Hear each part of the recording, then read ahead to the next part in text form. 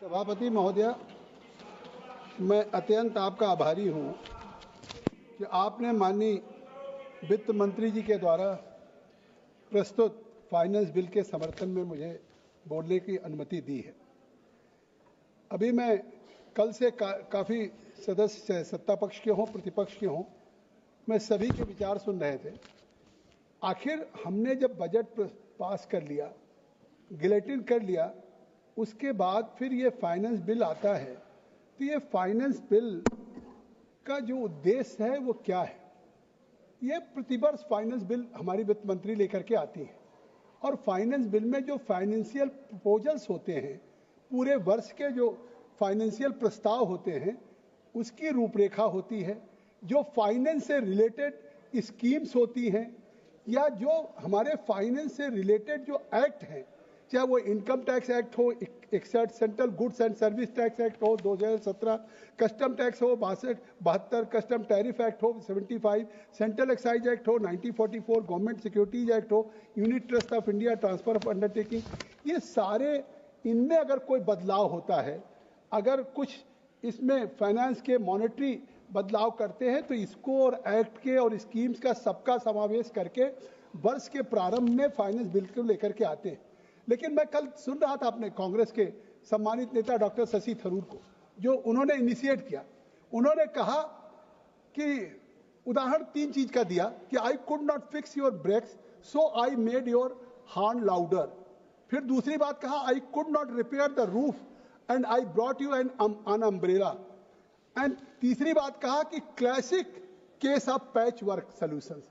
आखिर शशि थरूर जी विद्वान हैं, अगर वो ये कहें कि एक classic case of patch work है या हम रूफ को रिपेयर नहीं कर पा रहे हैं तो अम्ब्रेला मिला रहे हैं, अगर हम ब्रेक नहीं ठीक कर पा रहे हैं तो हॉर्न हम तेज कर दे रहे हैं, तो मैं कहना चाहता हूं कि हमारी सरकार छत को रिपेयर करने की बात नहीं करती है, बल्कि वित्तीय समावेशन से नई छत बनाने का काम करती है और उस छत से देश की अर्थव्यवस्था मजबूत हो रही है। और मैं इसका उदाहरण देना चाहता हूं कि आखिर यही सदन है, आप भी थी सदस्य, वित्त मंत्री जी भी थे, पूरा दुनिया कहता था, दुनिया में भारत की निगाह क्या थी कि भारत की छवि एक बनाना रिपब्लिक की थी, कि बनाना रिपब्लिक है, न यहाँ पे इकोनॉमी स्ट्रांग है, न कोई एफडीआई कर रहा है, न कोई पूंजी निवेश कर रहा है। जिन्होंने पूंजी निवेश किया वो अपनी पूंजी को बाहर लेकर के जा रहे हैं, साउथ अफ्रीका जा रहे हैं, यूरोप जा रहे हैं।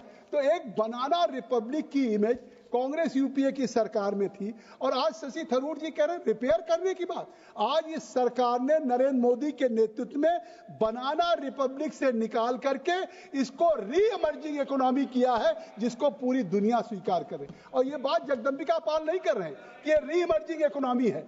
ये री इमर्जिंग इकोनॉमी दुनिया का सबसे बड़ा अर्थशास्त्री है जो एंगस मेडिसिन, उस एंगस मेडिसिन ने कहा कि आज भारत की जो इकोनॉमी है आज वो री इमर्जिंग है।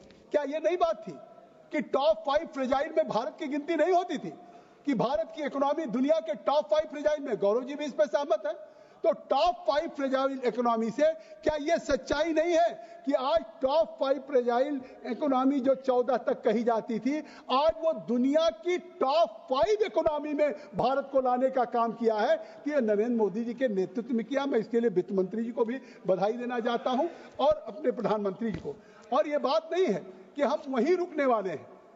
जब विकसित भारत की बात अभी लालजी जी ने कहा, ज्योति बहन ने कहा कि ये कॉमनर के लिए नहीं है, रिच लोगों के लिए है। मुझे नहीं लगता पूरे देश ने कहा कि शायद आजादी के बाद पहली बार ऐसा हुआ होगा कि 7 लाख से इनकम टैक्स को 12 लाख रिवेट करने का काम किया। ये कौन लोग थे? सैलरी पाने वाले लोग, मिडिल क्लास के लोग, ये रिच लोग हैं। अगर इनको ये दिखाई पड़ रहा है, और आज हम 2017 तक, आज हमारी सरकार का संकल्प है कि इसको हम टॉप 3 लार्जेस्ट इकोनॉमी में ले जाना चाहते हैं। और आपकी इसका पैमाना क्या होगा? इस फाइनेंस बिल पे जब हम खड़े हैं, बोल रहे हैं, तो इसका होगा कि अगर India is one of the fastest growing economy, तो उसका पैमाना, पैरामीटर तो यही होगा कि आखिर आज हमारी क्या ग्रोथ रेट है, जीडीपी रेट है, और क्या चाइना की, जिस चाइना की दुहाई राहुल गांधी देते हैं, रोज चाइना मॉडल की बात करते हैं।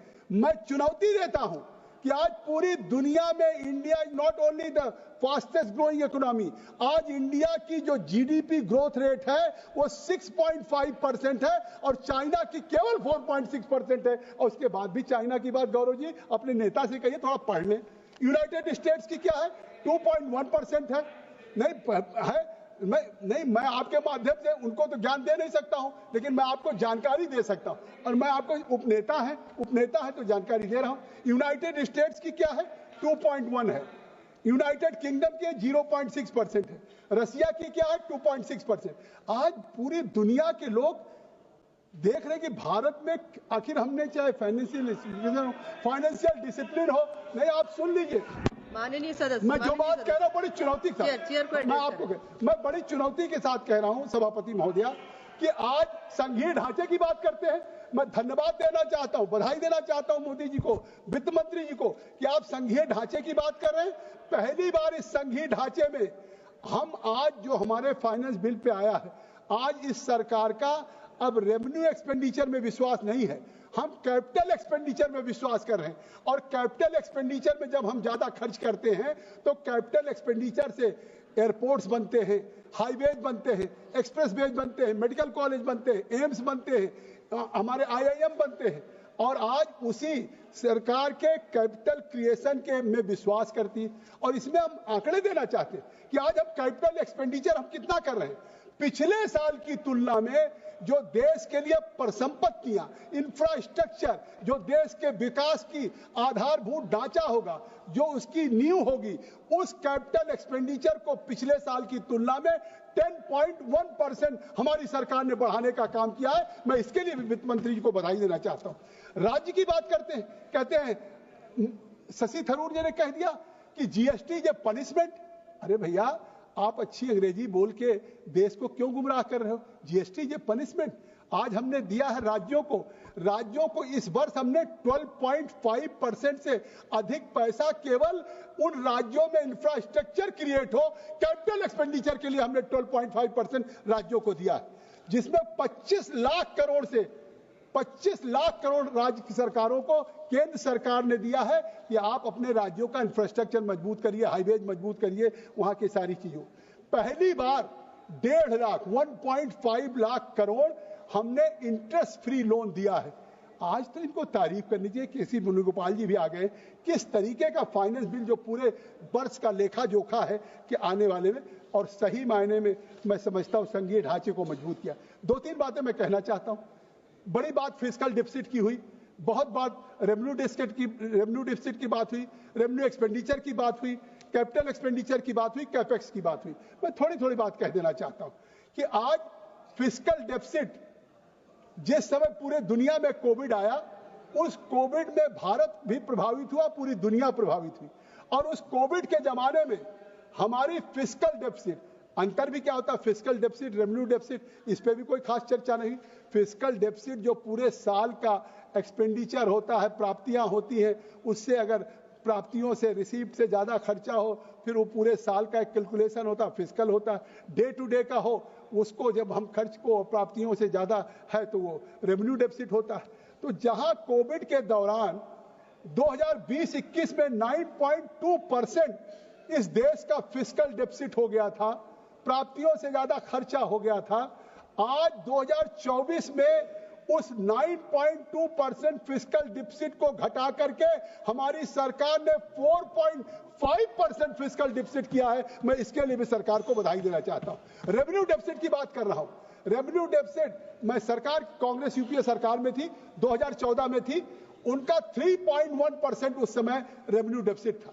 कहते थे हमने इतना रेवेन्यू डेफिसिट, हमने फाइनेंशियल कंट्रोल किया, डिसिप्लिन किया। आज उस रेवेन्यू डेफिसिट को भी 3.1% जो कांग्रेस यूपीए की सरकार में थी, 3.1% से घटा करके 1.5% हमारी भाजपा एनडीए की सरकार ने किया। इससे क्या है कि better quality of spending and improve tax buoyancy, कि हमने किस तरह से अपने खर्च का सदुपयोग करना शुरू किया। रेवेन्यू एक्सपेंडिचर की बात कर रहा हूं, रेवेन्यू तनख्वाहों में जाता है, इस्टेब्लिशमेंट में जाता है, जिसका कोई आउटपुट नहीं होता। हम 13-14 में इन्होंने 13.9 लाख करोड़ किया, आज रोजगार दिया, हमने पे स्केल बढ़ाया, आज उसको बढ़ा के 39.71 लाख करोड़ हमने इंक्रीज किया। मैं पाँच मिनट तो बोलने दीजिए, अभी 3 मिनट हुआ। और इसी तरह से कैपिटल एक्सपेंडिचर की बात कर लीजिए, कैपिटल एक्सपेंडिचर की बात कर लीजिए, 1.9 लाख करोड़ 2014 में 1.9 लाख करोड़ था। मैं बिल्कुल कम समय लूंगा, मैं कोई पॉलिटिकल बात नहीं कर रहा हूं, केवल आंकड़े सरकार के दे रहा हूं। 1.9 लाख करोड़ इन्होंने कैपिटल पे, इंफ्रास्ट्रक्चर पे, परिसंपत्तियों करी। और आज बीजेपी एनडीए सरकार में 1.9 लाख की तुलना में 11.11 लाख 11.11 लाख करोड़ हम आज हाईवेज पे खर्च कर रहे हैं, इंटरवाल पे कर रहे हैं। कैपेक्स है जो 0% जीडीपी, इनके जमाने में 1.7% था, आज highest ever in the history 3.4% हो गया। मैं कहना चाहता हूं, केवल कुछ पॉइंट देना चाहता हूं कि चाहे विमेन हमारी, अगर विमेन एम्पावरमेंट बात प्रधानमंत्री जी करते हैं तो विमेन एम्पावरमेंट की बात करते हैं, हम एससी की बात करते हैं, एसटी की बात करते हैं, और नॉर्थ ईस्ट की बात, प्रधानमंत्री जी का सबसे ज्यादा फोकस एससी एसटी और हमारे विमेन और नॉर्थ ईस्ट पे है। इसके एम्पावरमेंट के लिए मैं केवल आपको 1 मिनट में बात कह देना चाहता हूँ। ये जो बजट है ये विकास का बजट है, और जो बजट है जो प्रधानमंत्री कहते हैं सबका साथ सबका विकास सबका विश्वास, उसकी असली तस्वीर है। और वो आप देख लीजिए कि वेलफेयर, विमेन वेलफेयर के लिए देख लीजिए, विमेन वेलफेयर के लिए 24-25 में 3,76,529 करोड़ था। हमने पिछले साल की तुलना में महिलाओं के बजट को, सभापति महोदय मैं खत्म, महिलाओं के बजट को हमने 3,76,529 करोड़ से बढ़ा के 4,49,029, हमारी सरकार ने 19.3% पिछले साल से ज्यादा महिलाओं के लिए बजट का प्रावधान किया है। और चिल्ड्रन के लिए वेलफेयर के लिए 1,04,45 करोड़ था, आज उसको बढ़ा के 1,16,133 करोड़ किया है। 15 बस इसी मैं पढ़ दे रहा हूं 4 बात को, 15.6% हमने बढ़ाया है बच्चों के वेलफेयर के लिए। शेड्यूल कास्ट के लिए 1,38,363 करोड़ पिछले साल का था, हमने 21% शेड्यूल कास्ट के लिए बजट हमारी सरकार ने बढ़ाया। मैं वित्त मंत्री जी को बधाई दूंगा कि 1,38,000 से 1,68,478, 21.8%। शेड्यूल ट्राइब के लिए मैं कह देना चाहता हूं 1,07,874 से बढ़ा के 1,29,250, 19.8% बढ़ाया। नॉर्थ ईस्ट रीजन, मैं एक बात अपनी मैं एक बात कह दूं, एक बार मैं बात तो बहुत करनी थी कि